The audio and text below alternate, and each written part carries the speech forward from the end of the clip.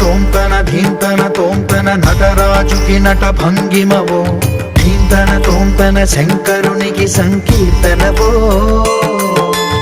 ఈశ్వరుడే అనునిత్యం తనలో తలచుకునే ఓంకారమువో శివ హృదయం కరిగించే ఆ పంచాక్షరివో నీ మది